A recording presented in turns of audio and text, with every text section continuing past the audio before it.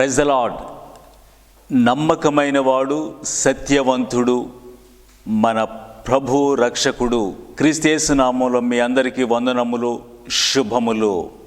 ఈరోజు మనం దేవుని పరిశుద్ధ వాక్యము ప్రకటన గ్రంథం 20వ అధ్యాయం 4వ వచనం. అంతట సింహాసనములను చూచితిని, వాటి మీద ఆసీనులై యుండు వారికి విమర్శ చేయుటకు అధికారము ఇయ్యబడెను. మరియు క్రూర మృగమునకైనను దాని ప్రతిమకైనను నమస్కారము చేయక తమ నొసళ్ళ యందు గాని చేతుల యందు గాని దాని ముద్ర వేయించు కొనని వారిని యేసు విషయమే తామిచ్చిన సాక్ష్యము నిమిత్తమును దేవుని వాక్యము నిమిత్తమును శిరచ్ఛేదనము చేయబడిన వారి ఆత్మలను చూచితిని. వారు బ్రతికిన వారై 1000 సంవత్సరములు క్రీస్తు కూడా రాజ్యము చేసిరి. 1000 సంవత్సరములు అనే పదము ప్రకటన గ్రంథం 20వ అధ్యాయంలో మనం చూస్తాం.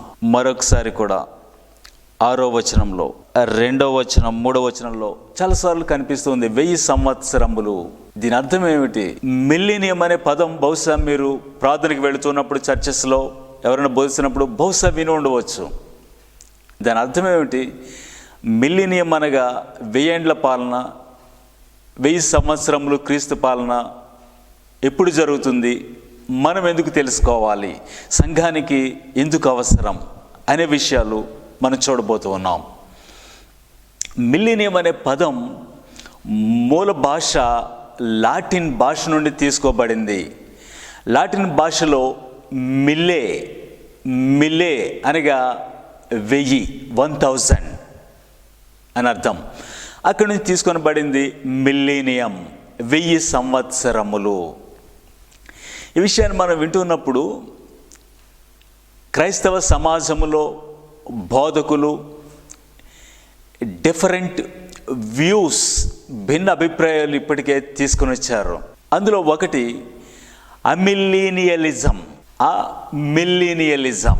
రెండవది పోస్ట్ మిల్లీనియలిజం, మూడవది ప్రీ మిల్లీనియలిజం. ఎందుకు పోస్టు, మిల్లీనియలిజం, ప్రీ అని పెట్టారు? దేన్ని ఆధారం చేసుకున్నట్లయితే ప్రభువైన యేసుక్రీస్తు సెకండ్ కమింగ్, రెండవ రాకడ. మిల్లీనియలిజం అనగా 1000 సంవత్సరములకు ముందు వస్తాడు, ఆయన వచ్చిన తర్వాతే 1000 సంవత్సరములు జరుగుతాయి అనేది ప్రీ మిల్లీనియలిజం. ఇక పోస్ట్ అనగా 1000 సంవత్సరములు అయిపోయిన తర్వాత వస్తాడని. ఇక మిల్లీనియలిజం అనగా నో మిల్లీనియలిజం అనగా 1000 సంవత్సరములు అనేది అసలు లేదు అనే వాదన. ఇంతకీ ఏది కరెక్ట్ వీటిలో? ఇంతకు ముందు మీరు వినే ఉంటారు సెకండ్ కమింగ్, అందులో కూడా 3 వ్యూస్. ప్రీ ట్రిబ్యులేషన్, సంఘం అక్కడ చెప్పబడింది. ప్రీ, పోస్ట్, మిడ్ అనే పదాలు సంఘాన్ని దృష్టిలో పెట్టుకొని సంఘము శ్రమలకు ముందు వెళ్ళిపోతుంది అనేది ప్రీ. లేదు 7 సంవత్సరం మొదలైన తర్వాత మధ్యలో వెళుతుందని మిడ్ ట్రిబ్యులేషన్. లేదు, చివరి వరకు మనం వెళతాం శ్రమల గుండా అనేది పోస్ట్ ట్రిబ్యులేషన్. చర్చను ఆధారం చేసుకుని పెట్టింది. అయితే మిల్లీనియంలో సెకండ్ కమింగ్, క్రీస్తు రాకడను ఆధారం చేసుకొని పోస్ట్ మిల్లీనియలిజం, ప్రీ మిల్లీనియలిజం, మిల్లీనియలిజం అని పెట్టబడింది. అందులో మొదటిగా మీ దృష్టికి నేను మిల్లీనియలిజం అంటే ఏమిటి అసలు, దాని అర్థం మనం తెలుసుకుందాం. ప్రభువైన యేసుక్రీస్తు పునరుద్ధరణే తిరిగి లేచి తండ్రి కుడి పార్శ్వమున ఆసీనుడై ఉన్నాడు కదా. అప్పటి నుండి ఆయన సంఘాన్ని పాలిస్తూ ఉన్నాడు. రక్షింపబడిన హృదయములను క్రీస్తు పాలన జరుగుతూ ఉంది. కాబట్టి 1000 సంవత్సరములు అనే పదం ఉపయోగించబడింది ప్రకటన గ్రంథం 20వ అధ్యాయంలో. అది లిటరల్గా, అక్షరార్థం భూమి మీద జరగదు. ఆయన ఇప్పటికే పరిపాలిస్తూ ఉన్నాడు సంఘమును. వ్యాఖ్యానం చేసుకుంటూ కామెంటరీ ఎక్కువ మంది ఇది నమ్మటం మొదలుపెట్టారు, ఇది బోధిస్తున్నారు. మిల్లీనియలిజం ప్రత్యక్షంగా, లిటరల్గా, అక్షరార్థం ప్రభు భూమి మీద పరిపాలించడు, అది జరగదు. ఊరికే అలెగోరీ, సింబాలిక్ వే చెప్పబడింది మాత్రమే. ఆయన ఇప్పటికే పరిపాలిస్తూ ఉన్నాడు సంఘాన్ని అని దీని అర్థం. ఇక రెండవది పోస్ట్ మిల్లీనియలిజం. దీని అర్థం ఏమిటన్నట్లయితే ప్రభువైన యేసుక్రీస్తు 1000 సంవత్సరములు ఒక పీరియడ్ ఉంది, ఒక టైం ఉంది. అది అయిపోయిన తర్వాత మాత్రమే వస్తాడు. ఏమిటా పీరియడ్, ఎలా మనం గుర్తుపెడతాం? వీళ్ళు చెప్పే వాదన ఏమిటన్నట్లయితే అదొక లాంగ్ పీరియడ్, చాలా ఎక్కువ కాలం తీసుకుంటుంది ఇవి జరగడానికి. ఎలాగన్నట్లయితే సంఘము, చర్చ్ భూమి మీద క్రమంగా విస్తరించి ప్రపంచమంతా క్రైస్తవులుగా మారిపోతారని. ప్రభు రాకడికి ముందు ఒక గోల్డెన్ ఏజ్, ప్రపంచంలోనే క్రైస్తవ్యం విస్తరించిపోయి ఆయన రాకడకు అంతా కూడా స్వర్ణయుగం, క్రైస్తవులే, సంఘమే పరిపాలిస్తుంది, క్రీస్తు గారు పరిపాలించేది, అప్పుడు వస్తాడని. ఇవి రెండు మనం మాట్లాడుతూ ఉన్నప్పుడు దేవుని పరిశుద్ధ వాక్యము తిమోతికి రాసిన మొదటి పత్రిక 4వ అధ్యాయంలో కడవరి దినములలో కొందరు అబద్ధికుల వేషధారణ వలన మోసపరుచు ఆత్మల యందు దయ్యముల బోధ యందు లక్ష్యం ఉంచి అనేకులు విశ్వాస భ్రష్టులైపోతారని ఆత్మ తేటగా చెప్తున్నాడు. విశ్వాసము నుండి విశ్వాసులే భ్రష్టులైపోతారు. ఏ విధంగా? ఎప్పుడు? కడవరి దినాల్లో. ఎవరు చెప్పారు? ఆత్మ తేటగా చెప్తున్నాడు. కాబట్టి కడవరి దినాలు వస్తూ ఉన్నాయంటే, జరుగుతూ ఉన్నాయంటే ఎక్కువ క్రైస్తవులు, ప్రపంచమే క్రైస్తవ్యానికి, క్రిస్టియానిటీకి గోల్డెన్ ఏజ్ అని బైబిల్ చెప్పడం లేదు. కానీ ఎందుకు వచ్చింది వాదన తెలియదు. కడవరి దినాల్లో అనేకులు back sliders, Christians, churches, speakers, బోధకులు పడిపోతారు, అపోస్టసీ వచ్చేస్తుందని దేవుని వాక్యం చెప్తూ ఉంది. అది మాత్రమే కాకుండా తిమోతికి రాసిన 2వ పత్రిక 3వ అధ్యాయంలో అంత్య దినాల్లో అపాయకరమైన కాలంలో వచ్చినని మీరు తెలుసుకోండి. ఎలాగనగా మనుషులు ఏ విధంగా ఉంటారు? బెంకంలోడు వారు, స్వార్థప్రియులు. తర్వాత ఇంకా వెనక్కి ముందుకు వెళితే పైకి భక్తి గల వారి వలె ఉంటారు కానీ శక్తిని ఆశ్రయించరు. అందుకనే ప్రభు మరొక సందర్భంలో మనిషి కుమారుడు వచ్చినప్పుడు ఆయన భూమి మీద విశ్వాసము కనుగొనునా, విశ్వాసం అనేది ఉంటుందా అని ఒక ప్రశ్న వేశారు లూకాసు వార్త 18వ అధ్యాయంలో ఒక ఉపమానం మాట్లాడుతూ. ఇవన్నీ ఆలోచిస్తూ ఉన్నప్పుడు క్రమంగా కాలం గడిచే కొలది లోకమంతా క్రైస్తవులుగా మారిపోయి ఒక గోల్డెన్ ఏజ్, సువర్ణయుగం వచ్చేస్తుందని పోస్ట్ మిల్లీనియలిజం అనే వాదన బలంగా తీసుకొచ్చారు. అది మరి కొంతమంది ఏకంగా ప్రముఖులు, సెలబ్రిటీ స్పీకర్స్ నమ్ముతున్నారు ఈ రెండు విషయాలు. నిజానికి దేవుని వాక్యాన్ని తిమోతికి రాసిన 2వ పత్రిక 2వ అధ్యాయము 15వ వచనంలో నీవు యోగ్యునిగాను సిగ్గుపడనక్కర్లేని పనివానిగాను దేవుని ఎదుట సత్యవాక్యమును సరిగా ఉపదేశించేవానిగా నిన్ను నీవే దేవునికి కనపరుచుకున్నటకు జాగ్రత్త పడము. జాగ్రత్తగా ఆ దేవుని భయముతో ఆత్మానుసారంగా, వాక్యానుసారంగా మనం రైట్లీ డివైడింగ్ గాడ్స్ వర్డ్, దేవుని స్క్రిప్చర్స్, లేఖనాలని మనం సరిగా విభజించటం, ఎక్సెజెసిస్, బిబ్లికల్ హెర్మిన్యూటిక్స్, దేవుని వాక్యాన్ని ఏ విధంగా విభజించాలి, ఏది లిటరల్, ఏది సింబాలిక్ వే చెప్పబడింది, ఏది అక్షరార్థంగా తీసుకోవాలి అనే విషయాలు మనకు అర్థమవుతూ ఉంటాయి దేవుని కృపతో, సహాయంతో, ఆత్మతో మనం ధ్యానిస్తూ ఉన్నప్పుడు. ఇంతకు ముందు మీకు చెప్పినటువంటి అమిల్లీనియలిజం, పోస్ట్ మిల్లీనియలిజం రెండు వాక్యాన్ని చదువుతున్నప్పుడు కరెక్ట్ కాదు, అవి సరిగా లేవు, ఆ వాదనలు దేవుడు అనుమతించినవే కనపడడం లేదు అనేది మీకు నేను లేఖనాల నుండి చూపిస్తాను. జాగ్రత్తగా, శ్రద్ధగా మీరు వినండి. 20వ అధ్యాయం ప్రకటన గ్రంథం 2 వచనాలు మనం చూస్తున్నప్పుడు, మరియు పెద్ద సంఖ్యలను చేత పట్టుకుని అగాధం యొక్క తాళపు చెవి గల యొక్క దేవదూత పరలోకం నుండి దిగవచ్చుడు చూచితేనే. పరలోకం నుండి దిగవచ్చింది ఒక దేవదూత, ఆది సర్పమును అనగా అపవాదిని, సాతానును అని ఘట సర్పమును పట్టుకొని 1000 సంవత్సరములు వారిని బంధించి అగాధములో పడవేసి. అపవాది, సాతాను, ఘట సర్పాన్ని బంధించెను, 1000 సంవత్సరములు బంధించి అగాధములో పడవేసి మూత వేసెనో, సీల్ చేసెనో, బంధించెనో. 1000 సంవత్సరములు. ఆలోచించండి విషయాన్ని. ఇంతకుముందు మనం మాట్లాడిన 2 వాదనలు, అమిల్లీనియలిజం, పోస్ట్ మిల్లీనియలిజం, ఈ విషయానికి వాళ్ళు ఆన్సర్ చెప్పటం లేదు. వాళ్ళు చెప్తున్న 1000 ఏండ్ల పాలనలో అపవాది ఎక్కడ బంధించబడింది? ప్రస్తుత కాలం దృష్టి యందు పడిలేదా? సాతాను యుగ సంబంధమైన దేవత పరిపాలించడం లేదా? అవిశ్వాసుల మనోనేత్రములు గుడితనం కలుగజేయలేదా? అపవాది ఉన్నాడు కదా భూమి మీద. ఇవి ఆలోచిస్తున్నప్పుడు బంధించబడిన ఒక పీరియడ్ ఉందని దేవుని లేఖనం చెప్తూ ఉంది. అపవాది, సాతాను, ఘట సర్పము బంధించబడిన ఒక పీరియడ్, టైం 1000 సంవత్సరములు. అది బంధించబడితే ఏం జరుగుద్ది? జనములను మోసపరచకుండా, మోసపరిచేవాడు, సర్వలోకమును మోసపుచ్చేవాడు మోసపరచకుండా, ప్రభావితం చేయకుండా, ప్రేరేపించకుండా అపవాది బంధించబడిన కాలం ఏదైనా ఉందంటే 1000 సంవత్సరములు.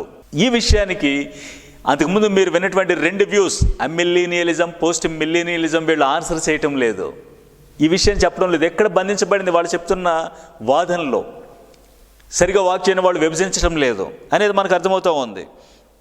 తర్వాత 1000 సంవత్సరములు ఎప్పుడు బంధిస్తున్నారు సర్పాన్ని? అంతకుముందు ప్రభువు 19వ అధ్యాయంలో పరలోకం తెరబడి ఉండెను, తెల్లని గుర్రం ఒకటి కనబడిన, దాని మీద కూర్చుండేవాడు నమ్మకమైన వాడు, సత్యవంతుడు. ఆయన గుర్రం మీద నుండి ఆయన ఆసీనుడు వస్తున్నాడు, పరలోకపు సేనలు ఆయన వెంబడిస్తూ ఉన్నాయి. ఆయన వచ్చి ఏం జరిగింది అక్కడ? క్రూర మృగముతోటి, భూరాజులతోటి, అబద్ధ ప్రవక్తతోటి ఆయన యుద్ధము చేశాను. వారిని పట్టుకొని అగ్నిగంధకాల్లో, అగ్నిగుండంలో ప్రాణముతోనే వేసాను. చూడండి, హార్మెగిద్దోన్ యుద్ధం ఒకటి కనపడుతూ ఉంది. ఆయన వచ్చాడు. అపవాది ఆది సర్పము గడ సర్పాన్ని బంధించడానికి ముందు మరొకటి కనపడతా ఉంది. అపవాది సాతాన్ని బంధించడానికి ముందు క్రీస్తు విరోధి, ద యాంటిక్రైస్ట్, ఫాల్స్ ప్రాఫెట్, అబద్ధ ప్రవక్త, వాళ్ళిద్దరితోనూ ప్రభు యుద్ధం చేయబోతూ ఉన్నాడు. అది లేఖనాలు చెప్తూ ఉన్నాయి. వాటికి ఆన్సర్ చేయటం లేదు. ఆ ముందు చెప్పినటువంటి వాదనలు వాళ్ళతో ఆయన యుద్ధం చేస్తాడు. ఆ యుద్ధం చేసే సమయంలో పరిస్థితి ఏ విధంగా ఉంటుంది? 20వ అధ్యాయం 4వ వచనం, క్రూర మృగమునకైనను దాని ప్రతిమనకైనను నమస్కారము చేయక, తమ నొసళ్ళేందు కానీ చేతులేందు కానీ దాని ముద్ర వేయించుకొనిన వారిని, యేసు విషయమే తమిచ్చిన సాక్ష్యం నిమిత్తమును దేవుని వాక్యం నిమిత్తము శిరచ్ఛేదనం చేయబడిన వారి ఆత్మలను చూచి తిని వారు బ్రతికిన వారే 1000 సంవత్సరములు క్రీస్తు కూడా రాజ్యము చేసిరి. 1000 సంవత్సరములు అపవాది లేక ఘటసర్పము సాతాను బంధింపబడ్డం అనేది ఒక పీరియడ్, ఒక టైం ఉంది. అది ఇంతవరకు జరగలేదు. ఎందుకు జరగలేదు? ఇంతవరకు 2000 సంవత్సరాలు ఇంతవరకు జరగలేదు. ఎలా తెలుసు మనకి ఎందుకు జరగలేదు అన్నట్లయితే, దానికి ముందు జరగాల్సింది క్రీస్తు విరోధి, అబద్ధ ప్రవక్తతోటి ప్రభు పైనుండి వచ్చి యుద్ధం చేయాల్సి ఉంది, హార్మెగిద్దోన్. ఆ తర్వాత ఈ 1000 సంవత్సరంలో అపవాది సాతాను బంధింపబడతాడు. ఆ 1000 సంవత్సరముల పీరియడ్లో, ఆ మిలీనియంలో, 1000 ఏండ్ల పాలనలో ఉండాల్సిన వాళ్ళు పునరుద్ధానము ఎవరు అందులో పాలు పొందుతారన్నట్లయితే క్రీస్తు నిమిత్తం హతసాక్షులుగా శిరచ్ఛేదనం చేయబడిన వారు. ఇందు నిమిత్తం చూడండి, క్రూర మృగమునికైనా దాని ప్రతిమనికైనా చూడండి, 1000 సంవత్సరములు మొదలవడానికి ముందు క్రీస్తు విరోధి ఉంటాడు, ద యాంటిక్రైస్ట్, బీస్ట్, క్రూర మృగము, అబద్ధ ప్రవక్త, false prophet, one world government.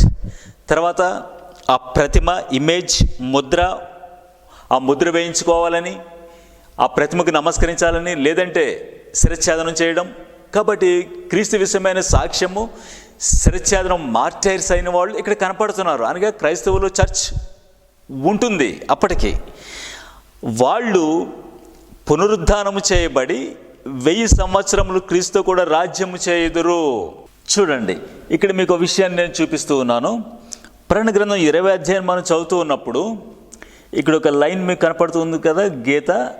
ఇది 1000 సంవత్సరముల పీరియడ్ టైం, 1000 సంవత్సరములు. ఆ 1000 సంవత్సరములు ప్రారంభమవడానికి ముందు క్రూర మృగం ఉంటాడు, అబద్ధ ప్రవక్త ఉంటాడు. వాళ్ళకు సంబంధించిన ముద్ర 666 ముద్ర వేయించుకోవాలని ప్రపంచాన్ని, అప్పుడున్నటువంటి సంఘమును, క్రైస్తవును వాళ్ళు బలవంతం చేస్తారు. మహాశ్రమలు గుండా వెళుతుంది చర్చ్. ఆ తర్వాత ఆ టైంలోనే ప్రభు సెకండ్ కమింగ్ పైనుండి ఆయన వస్తాడు. అక్కడ ఈ ప్రభుత్వంతో, వీళ్లతోటి, ఎండ్ టైం గవర్నమెంట్ తోటి ఆయన యుద్ధం చేస్తాడు, హార్మెగిద్దోన్. అప్పుడు ఆయన వచ్చినప్పుడే పునరుద్ధానం జరుగుద్ది, చర్చ్ శ్రమల గుండా వెళుతుంది. అక్కడ జరిగేదే మొదటి పునరుద్ధానము. హార్మెగిద్దోన్ యుద్ధం తర్వాత ప్రారంభమవుతుంది 1000 సంవత్సరములు. ఆ 1000 సంవత్సరాలు ప్రారంభమైనప్పుడు అప్పుడే సాతాను బంధింపబడుతూ ఉంది 1000 సంవత్సరములు. అప్పుడే క్రీస్తు పాలన. ఆ పాలనలో క్రీస్తు నిమిత్తము హతసాక్షులైన వాళ్ళు ఉంటారని. వాళ్ళెవరు? అంతకుముందు ఉన్నటువంటి క్రూర మృగము, అబద్ధ ప్రవక్తలు, వాళ్ళ ముద్ర వేయించుకొని వాళ్ళు. ఇది ఆలోచిస్తున్నప్పుడు 1000 సంవత్సరములు ఇంకా మొదలు కాలేదని మనకు అర్థమవుతూ ఉంది. ఎందుకు 1000 సంవత్సరములు మొదలు కావాలంటే క్రూర మృగం ఉండాలి, అబద్ధ ప్రవక్త ఉండాలి. వాళ్ళు క్రీస్తు నిమిత్తం కొంతమందిని చంపుతారు, వాళ్ళు హతసాక్షులు ఉండాలి. ఆ పీరియడ్లోనే, ఆ టైంలోనే ఆయన వచ్చి వీళ్ళతో యుద్ధం చేస్తాడు. ఆ తర్వాత ప్రారంభమవుతుంది. అనగా మన వాక్యాన్ని చూస్తూ ఉన్నాం కదా, 1000 సంవత్సరములు గడిచిన తర్వాత అటు పిమ్మటి వాడు కొంచెం కాలం విడిచిపెట్టబడవలను. 1000 సంవత్సరాల తర్వాత కొంతకాలం విడిచిపెట్టబడతాడు. అంటే 1000 సంవత్సరములు పాలనలో క్రీస్తుతో పాటు క్రైస్తవులు, చర్చ్ ఆయన నిమిత్తం హతసాక్షులైన వాళ్ళు ఉంటారు. అక్కడ ఉన్నవాళ్లే మోట పునరుద్ధానము. ఆ 1000 సంవత్సరాలు గడిచిన తర్వాత ఆ 1000 సంవత్సరముల చివరిలో జరిగేదే కడమ పునరుద్ధానము. అనగా మృతులు, అవిశ్వాసులు కడమ పునరుద్ధానము. 1000 సంవత్సరముల తర్వాత అపవాది మరలా విడిచిపెట్టబడతాడు కొంతకాలము. అతను మరలా వచ్చి అప్పుడున్న కాలాన్ని మొత్తం, అప్పుడున్న ప్రజలను మరలా మోసపుచ్చుతాడు. కాబట్టి ఆ 1000 సంవత్సరంలో చివరిలో మరలా ఒక యుద్ధం జరుగుద్దని దేని వాక్యం చెప్తూ ఉంది. 7-8 వచనాలు 20వ అధ్యాయము. 1000 సంవత్సరాలు గడిచిన తర్వాత సాతాను తనున్న చెరలో నుండి విడిపింపబడును. భూమిని నలుదిశల యందుండు జనములను లెక్కకు సముద్రపు ఇసుకలో ఉన్న గోగు మాగోగు అని వారిని మోసపరిచి వారిని యుద్ధమునకు పోగు చేయుటకై వాడు బయలుదేరును. ఇప్పుడు చూడండి, సులభంగా మీకు అర్థమయ్యేలా చెప్తున్నాను. 1000 సంవత్సరములు లేఖనాల్లో మనం చూసినట్లయితే మొదలవడానికి ముందు ఒక యుద్ధం జరుగుద్ది, హార్మెగిద్దోని యుద్ధం. అప్పుడు క్రీస్తు విరోధి ఉంటాడు, అబద్ధ ప్రవక్త ఉంటాడు, సంఘం ఉంటుంది, మనం శ్రమల గుండా వెళతాం, మనం చంపబడతాం, హతసాక్షులం అవుతాం. మనము ఆయన వచ్చినప్పుడు పునరుద్ధానం అవుద్ది, అప్పుడు యుద్ధం జరుగుద్ది, హార్మెగిద్దోన్. అక్కడ ప్రారంభమవుతుంది 1000 సంవత్సరంలో. ఆ 1000 సంవత్సరాల్లో క్రీస్తు పాలన భూమి మీద జరుగుతూ ఉంది. సాతాను బంధింపబడతాడు, చివరిలో విడిచిపెట్టబడతాడు. అప్పుడు 1000 సంవత్సరాల చివరిలో మరొక యుద్ధం జరుగుద్ది. అది గోగు మాగోగు యుద్ధం. అదే చిట్ట చివరిది. ఆ తర్వాత కడమ మృతులు లేస్తారు. ఈ విషయాన్ని సులభంగా మనం తెలుసుకోవడానికి మీకు చూపిస్తున్నాను. 1000 సంవత్సరములకు ముందు వెనక 2 యుద్ధాలు జరుగుతున్నాయి. ముందు హార్మెగిద్దోని యుద్ధం, సెకండ్ కమింగ్, రిజరెక్షన్. ఆ తర్వాత గోగు మాగోగు యుద్ధం. సాతాను అతనికి ఉన్నటువంటి మరొక పేరు గోగ్ అన్నమాట. ఈ విధంగా చెప్పబడిన విషయాలను అమిల్లీనియలిజం, పోస్ట్ మిల్లీనియలిజం వాళ్ళు ఆన్సర్ చేయటం లేదు. వీటి గురించి వాళ్ళు జవాబులు చెప్పటం లేదు. కానీ దేని వాక్యాన్ని మనం చూస్తున్నప్పుడు ఖచ్చితంగా 1000 సంవత్సరముల ఒక పీరియడ్ ఉంది. క్రీస్తు పాలన భూమి మీద ఉందని, ప్రత్యక్షంగా ఉందని మనకు అర్థమవుతూ ఉంది. ఎందుకు అన్నట్లయితే ఇర్మియా గ్రంథం 23వ అధ్యాయము 5వ వచనం ఈ విధంగా వ్రాయబడింది. యెహోవా ఏలాగు ఆజ్ఞించుచున్నాడు, రాబో దినముల్లో నేను దావీదుకు నీతి చిగురును పుట్టించేదను, అతడు రాజై పరిపాలన చేయును. చూడండి, విషయాన్ని మనం వింటున్నప్పుడు దావీదుకు నీతి చిగురు పుట్టించేదను. ఆ దావీదు సంతానం ఎవరు? సొలొమోను కాదు, మెస్సియా ప్రభువైన యేసుక్రీస్తు గురించి. అతడు వివేకముగా నడుచుకొనొచ్చు, కార్యము జరిగించును, భూమి మీద నీతి న్యాయములు జరిగించును, భూమి మీద నీతి న్యాయములు జరిగించును. ఇది ఎప్పుడు నెరవేరింది? నెరవేరకుండా ఇంకా మిగిలి ఉన్న ప్రవచనం.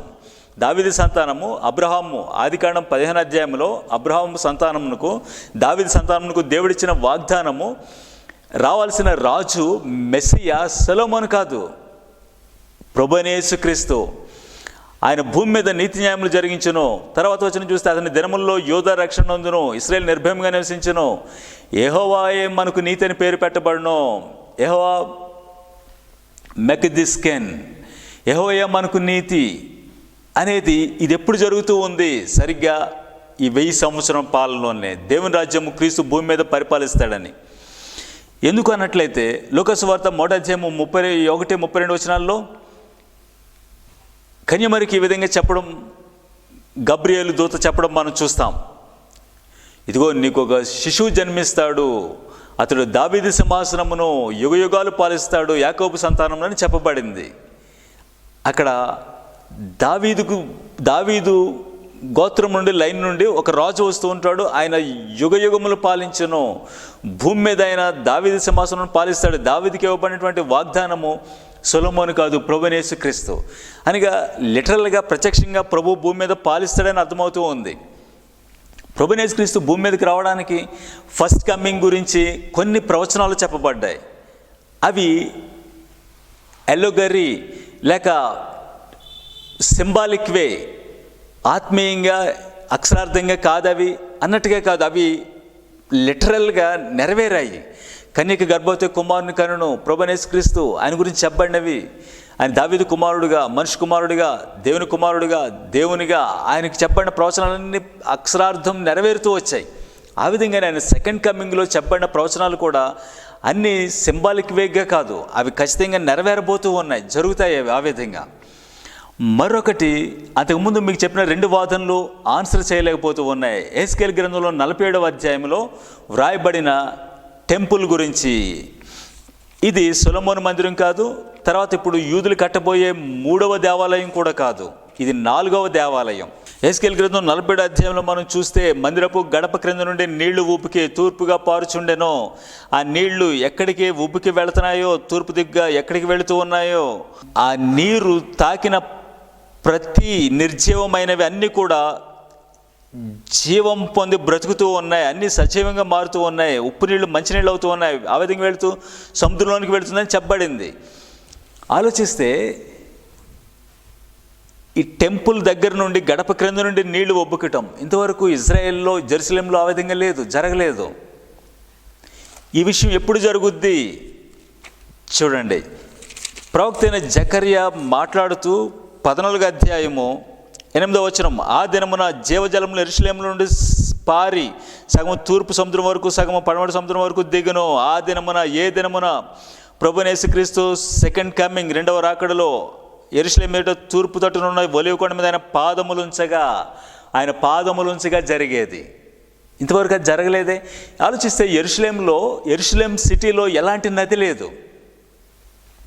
యొర్దాను యెరూషలేంకు ఒక 80 కిలోమీటర్ల దూరంలో ఉంది. యెరూషలేంలో నది లేదు, కానీ నది ఉంటుంది. ఆ జీవజల నదులు ప్రవహిస్తాయి, అవి సముద్రంలో కలుస్తాయి, సముద్రంలో ఉన్న నీళ్ళు మంచినీళ్ళు అవుతాయి అని ఇవన్నీ చెప్పబడుతూ ఉన్నాయి. ఆ నది ఎక్కడికి వెళుతూ ఉందో అన్నీ బ్రతుకుతాయి అని చెప్పబడుతూ ఉంది. ఇది 1000 ఏండ్ల పాలనలో జరుగుతుంది. ప్రభువైన యేసుక్రీస్తు భూమి మీద ఆయన పాలించబోతూ ఉన్నాడు అనేది మనకు అర్థమవుతూ ఉంది. ఈ నది గురించి అంతకుముందు చెప్పబడిన 2 వాదనలు వాళ్ళు ఆన్సర్ చేయడం లేదు, వాళ్ళు మాట్లాడడం లేదు. తర్వాత మనం దేవుని వాక్యంలో యెషయా గ్రంథం 2వ అధ్యాయము 2-3 వచనములు, 11వ అధ్యాయము 65 అధ్యాయంలో మనం చదువుతూ ఉన్నప్పుడు, యెషయా గ్రంథం 2వ అధ్యాయంలో 2-3 వచనాల విధంగా చెప్పండి. అంత్యదినంలో పర్వతం పైన యెహోవా మందిర పర్వతము పర్వత శిఖరమున స్థిరపరచబడి కొండల కంటే ఎత్తుగా ఎత్తబడును. అంత్య దినాల్లో యెహోవా పర్వతము మందిరము ప్రస్తుతానికి లేదు. మరి ఎప్పుడు జరుగుద్ది? ప్రవాహం వచ్చినట్టు సమస్త అన్ని జనులు దానిలోనికి వచ్చేదారు. ఆ కాలంలో సీయోనులో నుండి ధర్మశాస్త్రము, యెరూషలేము నుండి యెహోవాకు బయలు వెళ్ళును. జనులు గుంపులు గుంపులుగా వచ్చేదారు యాకోబు దేవుని మందిరమునకు. ప్రస్తుతానికి ఇది ఎప్పుడు జరగలేదు, భవిష్యత్తులో చోటు చేసుకుంటుంది. ఎప్పుడు అనగా ప్రభు రాకడకు ముందు 3వ దేవాలయం కడతారు, అప్పుడు కాదు ఇది. ప్రభు ప్రత్యక్షంగా భూమి మీద పరిపాలించే సమయంలో జరిగేది. ఇది ఎప్పుడు, ఎలాగా? దీనికి అంతకుముందున్న వాదనలు ఆన్సర్ చేయడం లేదు. అలాగే 11వ అధ్యాయంలో 3-4 వచనాల్లో చూస్తే, ప్రభు భూమి మీద ఉన్నప్పుడు కంటి చూపును బట్టి అతడు తీర్పు తీర్చడు, తాను వినుదాన్ని బట్టి విమర్శ చేయడు, నీతిని బట్టి బేదలకు తీర్పు తీర్చును అని మాట్లాడుతూ, అతని నడుమునకు నీతియు అతని తుంట్లకు సత్యము నడికట్టుగా ఉండును. ప్రభు పరిపాలించేటప్పుడు ఎలా ఉంటుందో ఆయన పాలన అని చెప్తూ ఉంది. ఇంతవరకైనా ఆ విధంగా పరిపాలించలేదు. యూదులు, ఇశ్రాయేలీయులు ప్రభు మొదటి రాకడలో ఆయన మెస్సీ అయితే దావీదు వలె పరిపాలిస్తాడని వాళ్ళు కనిపెట్టారు, కానీ ఆ విధంగా జరగలేదు. అది ఎప్పుడు జరుగుతుంది? భవిష్యత్తులో జరగాల్సి ఉన్నది. ఆ కాలంలో ఏ విధంగా ఉంటుంది? 1000 ఏండ్ల పాలనలో అపవాది బంధించబడతాడు. ప్రభు పాలన ఏ విధంగా ఉంటుంది చూడండి. తోడేలు గొర్రెపిల్ల యొద్ద వాసము చేయును, చిరుతపులి మేకపిల్ల యొద్ద పండుకొనును. చిరుతపులి, తోడేలు, క్రూర మృగాలు ఏ విధంగా మామూలుగా ఉంటాయి, డొమెస్టిక్ నార్మల్ మంచి జంతువులు ఏ విధంగా మారుతున్నాయి. ఎలాంటి సమాజం అది, ఎలాంటి పాలన. దూడయు కొదమ సింహమును పెంచబడిన కోడియు కూడుకొనగా బాలుడు వాటిని తోలును. ఆవులు, ఎలుగులు కూడి మేయును, వాటి పిల్లలు ఒక చోటనే పండుకొనును. ఎద్దు మేయినట్లు సింహము గడ్డి మేయును. పాలు కుడిచి పిల్ల నాగుపాము పొట్ట యొద్ద ఆటలాడును. మిడినాగు పుట్ట మీద పాలు విడిచిన పిల్ల తన చేయి చాచును.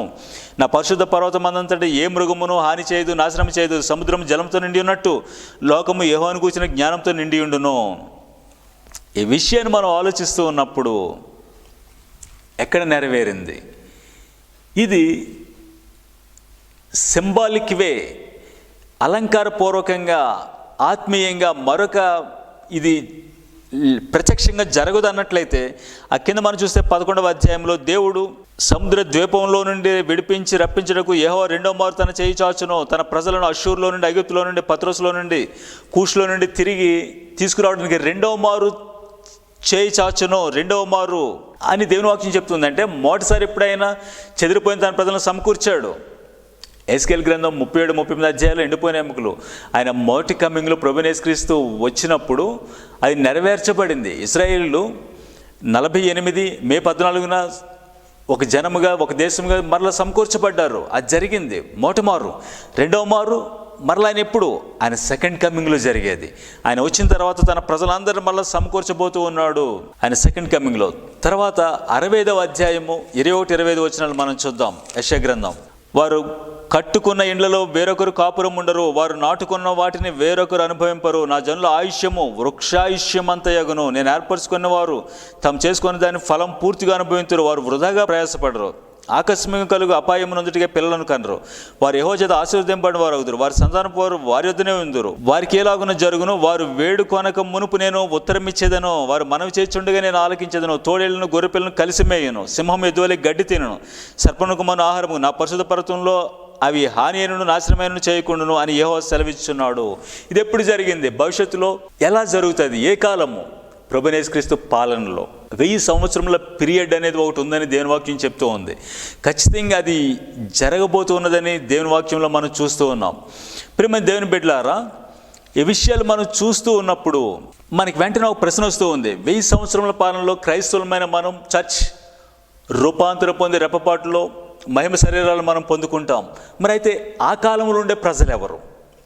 ఆ కాలంలో ప్రజలు ఉండాలి కదా. ప్రభువు పాలిస్తూ ఉంటే పాపులేషన్ ఎవరు అక్కడ ఉండేది అనేది మనకు ప్రశ్న వస్తూ ఉంది. ఆ విషయానికి చూడండి, జకర్యా గ్రంథం 14వ అధ్యాయము 16-17 వచనాల్లో దేవుని వాక్యం విధంగా ఆన్సర్ చెప్తూ ఉంది. ప్రభు వచ్చిన తర్వాత అక్కడ ఏం జరుగుతుంది చూడండి. యూదావారు యెరూషలేము వద్ద యుద్ధము చేయుదురు. యుద్ధము జరుగుతుంది. ఆ జరిగిన తర్వాత 16వ వచనం, మరియు యెరూషలేము మీదకి వచ్చిన అన్యజనుల్లో శేషించిన వారందరూ, అనగా యెరూషలేము మీద యుద్ధం జరుగుద్ది హర్మగిద్దోను గురించి చెబుతూ, అది జరిగిన తర్వాత కూడా కొంతమంది శేషించిన ప్రజలు యూదులు ఇశ్రాయేలు నుండి మాత్రమే కాదు అన్యజనుల్లోంచి కూడా ఉంటారు కొంతమంది. ఎలా తెలుసు? దేవుని వాక్యం చెప్తూ ఉంది. చూడండి విషయాన్ని. వాళ్ళు బ్రతికిన వారే సైన్యములకు అధిపతికి యెహోవాను రాజునకు మ్రొక్కుటకును, ప్రభువైన యేసుక్రీస్తుకు మ్రొక్కటానికి పర్ణశాల పండుగ ఆచరించుటకు ఏటేట వత్తురు. చూడండి, పర్ణశాల పండుగ, ట్యాబర్నకల్ ఫీస్ట్ పండుగ ఎప్పుడు? ఆయన వచ్చిన తర్వాత జరిగేది. కాబట్టి అదే రెస్ట్. లోకం మందంతటా ఉండు కుటుంబాల్లో సైన్యములకు అధిపతికి యెహోవాను రాజునకు మ్రొక్కుటిగా యెరూషలేమునకు రాని వారందరి మీద వర్షము కురవకుండును. ఖచ్చితంగా అప్పుడు ప్రజలు ఉంటారనేది దేవుని వాక్యం చెప్తూ ఉంది. అంత మాత్రమే కాకుండా మరొక సందర్భంలో అప్పుడున్న ప్రజలు మత్తయి సువార్త 20వ అధ్యాయము 31-32 వచనాల్లో ఒక విషయం మనకు ప్రస్తావించబడింది. ప్రభువైన యేసుక్రీస్తు ఆయన వచ్చిన తర్వాత దేవదూతలతో ఆయన వచ్చినప్పుడు ఆయన మహిమగల సింహాసనం మీద ఆసీనుడై, సెకండ్ కమింగ్ ఆయన వచ్చిన తర్వాత సంఘం ఎత్తుకున్న తర్వాత మహిమగల సింహాసనం మీద ఆసీనుడై అప్పుడున్న ప్రజలను పోగు చేసి గొర్రెలను మేకలను గొల్లవాడు ఏ విధంగా విభజిస్తాడో విడగొడతాడో ఆ విధంగా ఆయన చేస్తాడని. కుడి ప్రక్కన గొర్రెలు, ఎడం ప్రక్కన మేకలు. ఎవరు వీళ్ళు? ఎలా వచ్చారు? అక్కడ మళ్ళీ చూస్తే ఉపమానం విధంగా చెప్పబడింది. అక్కడ చదువుతూ ఉన్నప్పుడు ఏ విధంగా ఉంటుంది? నా సహోదరులు దప్పికొన్నప్పుడు మీరు దాహానికి నీళ్ళు ఇచ్చారు, వస్త్రహీనులైనప్పుడు మీరు వస్త్రం ఇచ్చారు, రోగులైనప్పుడు పరామర్శించారు, మీరు వాళ్ళకి ఆహారం పెట్టారు, వస్త్రాలు ఇచ్చారని ఇవన్నీ చెప్తూ ఉన్నాడు. వాళ్ళు చెప్తారు తర్వాత, మేము నీకెప్పుడు చేశాం ప్రభు అని. ప్రభు వాళ్ళకి చెప్తున్నాడు, అల్పులైన నా సహోదరులు ఒకరికి మీరు ఆ విధంగా చేశారని. అనగా యూదుల గురించి, ఇశ్రాయేల్ గురించి చెప్పబడింది. అనగా మహాశ్రమల కాలంలో, ట్రిబ్యులేషన్ పీరియడ్లో యూదులు యాంటిక్రైస్ట్ వలన చిత్రహింసలకు వధకు గురయ్యి మరలా చెదిరిపోతారు. వాళ్ళను చేరదీసే అన్యజనులు ఉంటారు. అప్పట్లో కొన్ని క్రైస్తవులు ఉంటారు. ఆ ఉపకారానికి దేవుడు ప్రత్యుపకారము మాట్లాడుతూ ఉన్నాడు. కాబట్టి వాళ్ళ నుంచి కొంతమంది యూదులకు, ఇశ్రాయేలుకు సాయం చేసిన వాళ్ళు ప్రజలుగా ఆ దినమున మారే అవకాశం ఉన్నదని మనకు అర్థమవుతూ ఉంది. దేవుని లేఖనాల్లో మిలీనియం గురించి నేటి సంఘము మనం ఎందుకు తెలుసుకోవాలి? ఆ ప్రాముఖ్యత ఏమిటి? మనకి ప్రయోజనం అని చూసినట్లయితే దేవుని సంఘము శ్రమల గుండా వెళుతుంది. ప్రభువైన యేసుక్రీస్తు రాకడ శ్రమలకు చివరిలో పోస్ట్ ట్రిబ్యులేషన్ అని మనం చెప్పవచ్చు మీకు అర్థం కావడానికి. ఆయన రాకడను మనం ఎదుర్కొన్న తర్వాత 1000 ఏండ్ల పాలనలోనికి మనం ప్రవేశిస్తాం. ఆ తర్వాత 1000 ఏండ్ల పాలన అయిన తర్వాత క్రొత్త ఆకాశము, క్రొత్త భూమి. ఈ విషయాలను మనం చూస్తూ ఉన్నప్పుడు ప్రభువైన యేసుక్రీస్తు రావడానికి, లేక దానియేలు 70 వారము ప్రారంభం కావడానికి చివరి వారం మనం ఎలా గుర్తించగలం? ప్రస్తుత కాలానికి ప్రవచన టైం ఏమైనా దగ్గరగా ఉందా అనేది మనం తెలుసుకోవాలన్నట్లయితే యెహెజ్కేలు గ్రంథం 38 అధ్యాయం 11వ వచనంలో, ఇశ్రాయేలీలు నిమ్మళముగాను నిర్భయముగాను ఉన్న సమయములో గోగు మాగోగు అనేవాళ్ళు, టర్కీ, రష్యా, ఇరాన్ అనగా పర్షియా, తోబాలు, తోగర్మ, రోష్ వీళ్ళందరూ వచ్చి దాడి చేస్తారు, ఒక యుద్ధం జరుగుద్దని. అదంతా మనం 38 అధ్యాయం యెహెజ్కేలు గ్రంథం 39 చదువుతున్నప్పుడు ప్రకటన 19 అధ్యాయంలో వ్రాయబడిన హార్మెగిద్దోను యుద్ధానికి దగ్గరగా ఉంది, ప్యారలల్గా ఉంది. యెహెజ్కేలు 38-39లో వ్రాయబడిందే ప్రకటన గ్రంథంలో చెప్పబడిన హార్మెగిద్దోను యుద్ధం.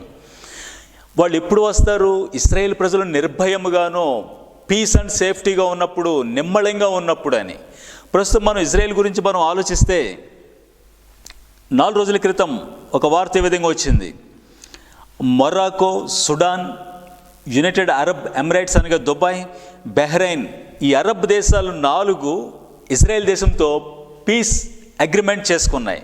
ఇంతవరకు మొరాకో, సుడాన్, ఇజ్రాయెల్ దేశం ఒక నేషన్, ఒక జాతి, ఒక దేశమైన వాళ్ళు అంగీకరించడం లేదు. వాళ్ళు అంగీకరించారు. 4 అరబ్ దేశాలు నార్మలైజేషన్ అనగా వాణిజ్యము, వాళ్ళు రాయబారి కార్యాలయాలు, వ్యాపారము అన్నిటినీ నార్మలైజేషన్, మామూలుగా వాళ్ళు రాకపోకలు సాధించడానికి అంగీకరించారు. ఇది గొప్ప పరిణామం. ప్రియమైన దేవుని బిడ్డలారా, ఇది చూస్తున్నప్పుడు నిమ్మళముగాను ఇజ్రాయెల్ చుట్టూ ఉన్నది అరబ్ దేశాలు, వాటితో సమాధానం అనేది మనకు అర్థమవుతూ ఉంది. తర్వాత మరొక విషయాన్ని చూడండి. నవంబర్ 3న యునైటెడ్ స్టేట్స్లో ఎలక్షన్ జరిగింది. ఇందుకే ప్రెసిడెంట్ ఎవరు మనకు తెలుసు. జో బైడెన్ గెలిచాడు 306 ఎలక్టోరల్ ఓట్స్ తోటని. అయితే ప్రస్తుత సిట్టింగ్ ప్రెసిడెంట్ డొనాల్డ్ ట్రంప్ కోర్టులో వేశాడు, ఎలక్షన్ అంతా ఫ్రాడ్ అయింది, ఇది నేను అంగీకరించను, ఎలక్షన్ దీనంతా కూడా రివర్స్ చేయాల్సిందే అని. అయితే సుప్రీంకోర్టు చెప్పిన ఆన్సర్ చూడండి. 2 రోజుల క్రితం వచ్చినటువంటి న్యూస్ ఏమిటన్నట్లయితే, యుఎస్ సుప్రీంకోర్టు ట్రంప్ వేసినటువంటి లా సూట్ ఎలక్షన్ అంతటిని టర్న్ చేసేయాలి, రివర్స్ చేసేయాలి, మరలా జో బైడెన్ను అనుమతించకూడదని అతను వేసినటువంటి లా సూట్ అంతటిని సుప్రీంకోర్టు రిజెక్ట్ చేసింది. మేము అంగీకరించాం, ఎలక్షన్ మేము ఒప్పుకుంటున్నాం, జో బైడెన్ ప్రెసిడెంట్ అని. అలాగే ఈ వారంలో ఎలక్టోరల్ కాలేజ్లో ఎవరైతే జో బైడెన్కు ఓట్లు వేశారో వాళ్ళు అతను ప్రెసిడెంట్గా అధికారపూర్వకంగా ఎన్నుకుంటున్నారు. అనగా జనవరి 20న అతను ప్రమాణ స్వీకారం చేస్తాడు. జో బైడెన్ వస్తే ఏం జరుగుద్ది? ఇంతకు ముందు మీరు విన్నట్టు బరాక్ ఒబామా గురించి నేను కొన్ని ప్రసంగాల్లో నేను చూపించాను. వాళ్ళు చేయబోయేదే జో బైడెన్ చేయబోతూ ఉన్నాడు. ఏమిటది? 2334 UN రిజల్యూషన్ తీర్మానం ఏమిటి? ఇజ్రాయెల్ని 2గా విభజించడం, పాలస్తీనా సెపరేట్గా చేయడం. ఇవన్నీ పరిణామాలు చోటు చేసుకుంటున్నప్పుడు అప్పుడు యూదులు ఏమాత్రం అంగీకరించరు. మేము మా భూభాగాన్ని విభజించడానికి మేము అంగీకరించమని వాళ్ళు చెప్పినప్పుడు అప్పుడు వాళ్ళకి వస్తాడు ఒక నాయకుడు వచ్చి, ప్రపంచ నాయకుడు, ఐక్యరాజ్య సమితి నుంచి, ఇదిగో మీకు 3rd టెంపుల్ మేము ఇస్తామని. అప్పుడు వాళ్ళు నిమ్మళిస్తారు. అనగా పాలస్తీనా స్టేట్ సెపరేట్గా చేయబడ్డం, యూదులు టెంపుల్ కట్టుకోండి అని ఈ వార్తలు వచ్చినప్పుడు ఆగి గ్రహించండి, సంఘం శ్రమల గుండా వెళుతుందని. అప్పుడు మనం ఉన్నాం, మీరు వింటారు, అనగా చర్చ ఉంటుంది. ఆ తర్వాత ప్రపంచానికి మిగిలింది నీకు నాకు మాత్రమే కాదు, 7 years మాత్రమే. ప్రియమైన దేవుని బిడ్డలారా, ఈ విషయాన్ని మనం చూస్తూ ఉన్నప్పుడు దేవుని వాక్యము విశ్వాసులమైన మనకు, క్రైస్తవులమైన మనకు ఏమిటి చెప్తూ ఉన్నది చూడండి. తెస్సలోనికి రాసిన పత్రిక 2వ పత్రిక, తెస్సలోని 2వ అధ్యాయము 4వ వచనం, ఏది దేవుడు అనబడునో ఏది పూజింపబడునో దాని అంతటిని ఎదిరించు, దానికి అంతటి పైగా వాడు తను తానే హెచ్చించుకొనుచు తాను దేవుడిని తను కనపరుచుకొనుచు దేవుని ఆలయంలో కూర్చుండు గనుక ఏ విధంగానైనా ఎవడును మిమ్మల్ని మోసపరచనీయకుడి, ఏ విధంగా మిమ్మల్ని మోసపరచనీయకుండి. ఎందుకు చెప్తున్నాడు ఈ విషయాన్ని? దైవజనుడు అపోస్తలుడైన పౌలు ఎందుకు వ్రాశాడు? సహోదరులారని మాట్లాడుతూ, మోట పాపపురుషుడు బయలుపడితేనే కానీ, భ్రష్టత్వం సంభవించిన నాశనపాత్రుడు పాపపురుషుడు బయలుపడితేనే కానీ ఆ దినము రాదు. ఏ దినము? ప్రభు మన కొరకు రావడం, సంఘం ఆయన యొద్దకు కొనుకోబడ్డం, రెప్పపాటులో కడబోర ధ్వని. ఈ విషయాలు చెప్తూ ఉన్నప్పుడు చర్చ్ ఖచ్చితంగా శ్రమలు గుండా వెళుతుంది. ఇందులో ఎలాంటి సందేహం లేదు. సీక్రెట్ కమింగ్, రహస్యంగా వచ్చి తీసుకెళ్తాడని బైబిల్లో ఉపయోగించలేదు. ఆ విషయాన్ని విడిచిపెట్టండి. శ్రమలు 7 సంవత్సరములు కాదు, 3.5 సంవత్సరం మాత్రమే. మధ్యలోంచి మొదలవుతే మహాశ్రమలు. మొదటి 3.5 టెంపుల్ కట్టుకోండి అని నెమ్మదిగా ప్రపంచమంతా ఒక లీడర్ వైపు వెళుతూ ఉంది. అతని పేరును ఒక ముద్ర రాబోతూ ఉంది. క్రైస్తవులు, విశ్వాసులు వాటిని తీసుకోకూడదు. ఎందుకు? ముద్ర తీసుకోండి అని అతను బలవంతం చేస్తాడు. అప్పుడు సంఘం లేకపోతే బలవంతం చేయాల్సిన అవసరం ఏముంది? ప్రపంచమంతా అతనికి అనుకూలంగా ఉంది, అన్ని గవర్నమెంట్స్ తీసుకుంటాయి. చర్చ్ ఉంటుంది కాబట్టే శిరచ్ఛేదనాలు మొదలవుతున్నాయి. అన్ని జనులు తీసుకోరు, అన్ని జనులు వ్యతిరేకించరు, ముద్ర తీసుకుంటారు వాళ్ళు.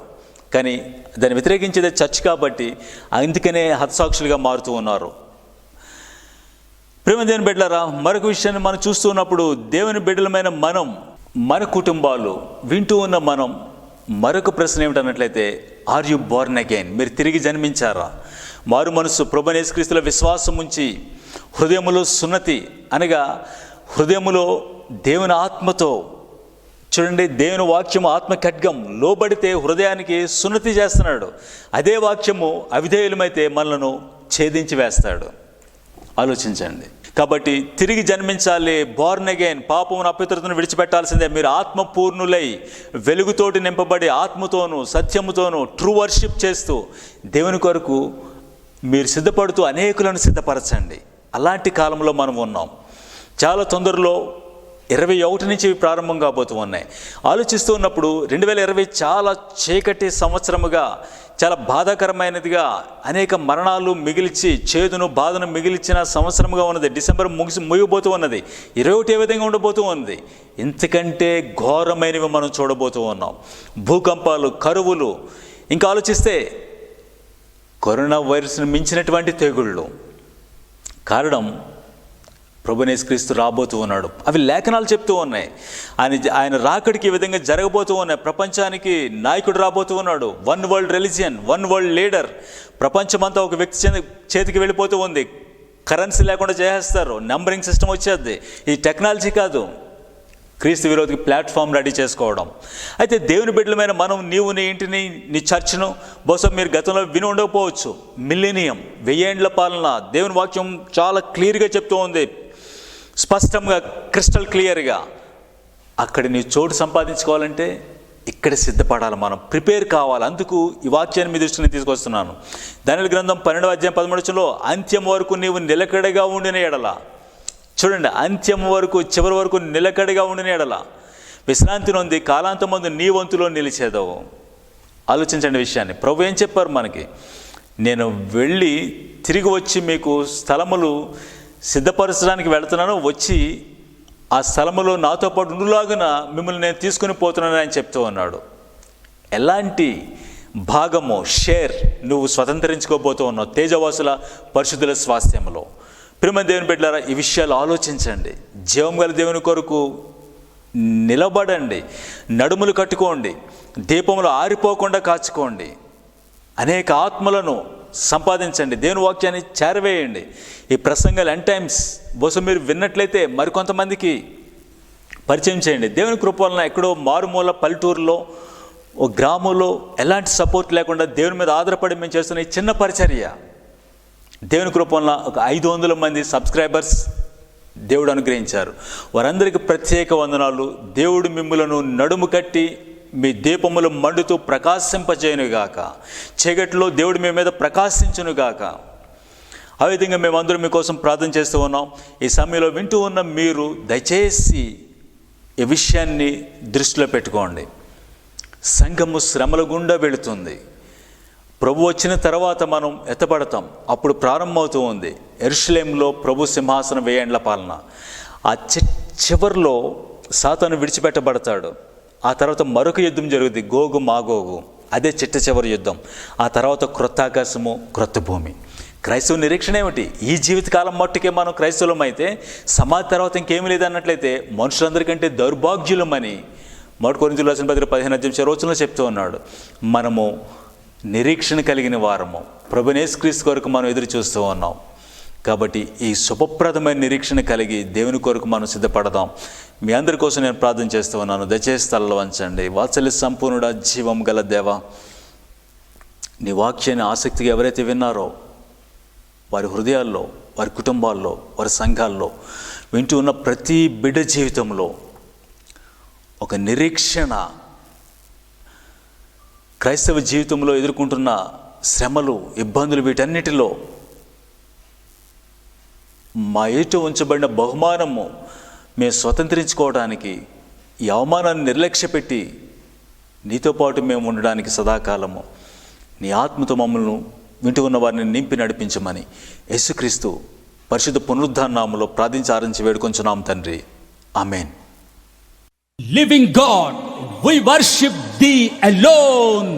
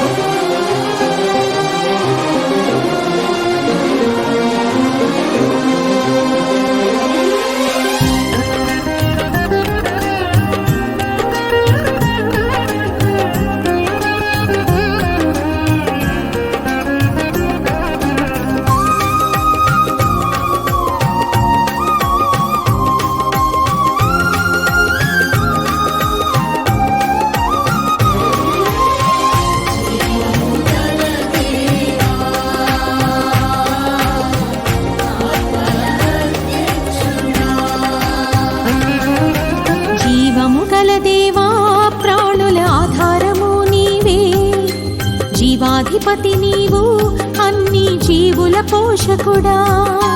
జీవము గల దేవా, ప్రాణుల ఆధారము నీవే. జీవాధిపతి నీవు, అన్ని జీవుల పోషకుడా. నీవు లేనిదే మనుగడలేదు, జీవము గల దేవా, ఆత్మల అధ్యక్షుడా. జీవము గల దేవా, ఆత్మల అధ్యక్షుడా. జీవము గల దేవా, ప్రాణుల ఆధారము నీవే. జీవాధిపతి నీవు, అన్ని జీవుల పోషకుడా.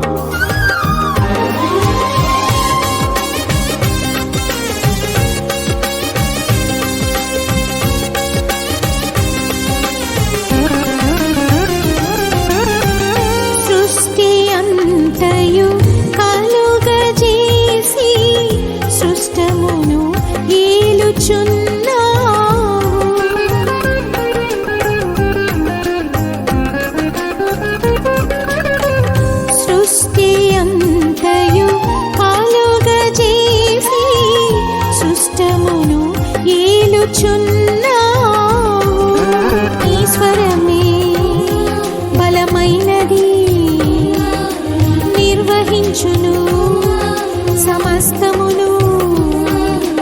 ఈశ్వరమే బలమైనది, నిర్వహించును సమస్తమును. జీవము గల దేవా, ఆత్మల అధ్యక్షుడా. జీవము గల దేవా, ఆత్మల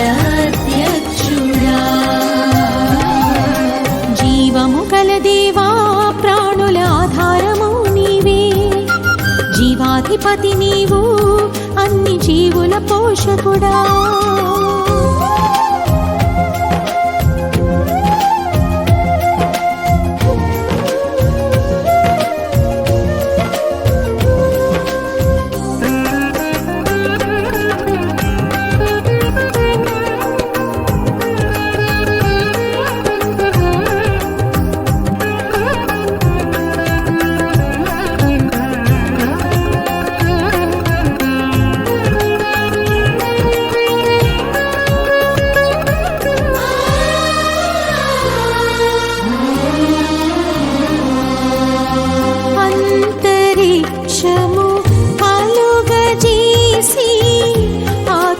శక్తులన్ నడుపుచున్నా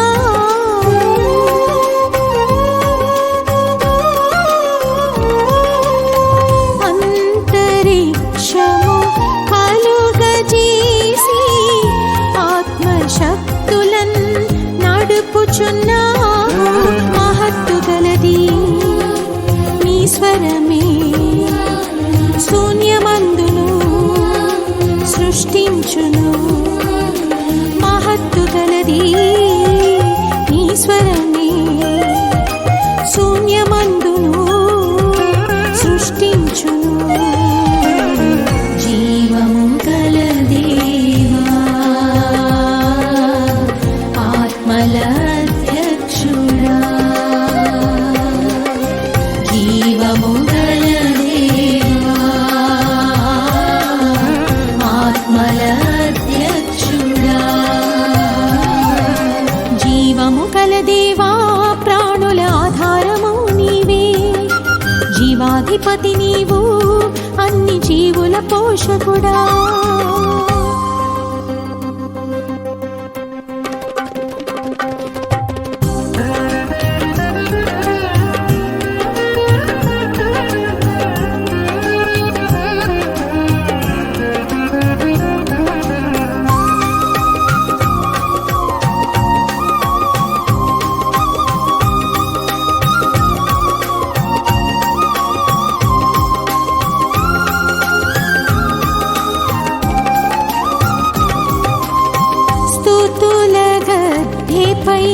నిత్య నివాసి కొత్త నిబంధన మారేడు.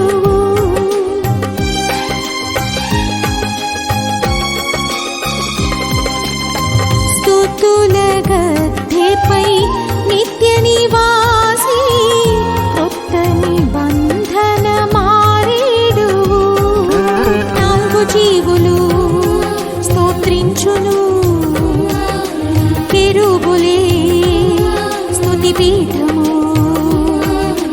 నాలుగు జీవులు స్తోత్రించును.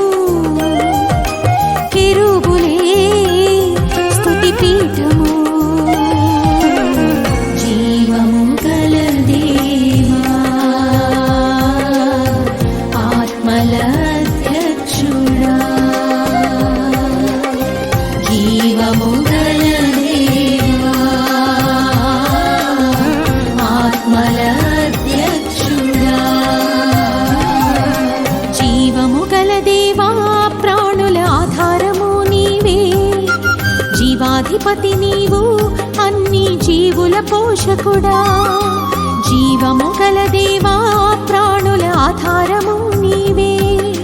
జీవాధిపతి నీవు అన్ని జీవుల పోషకుడా. నీవు లేనిదే మనుగడలేదు. జీవము గల దేవా ఆత్మల అధ్యక్షుడా. జీవము గల దేవా ఆత్మల అధ్యక్షుడా. జీవము గల దేవా ప్రాణుల ఆధారము నీవే. జీవాధిపతి నీవు అన్ని జీవుల పోషకుడా.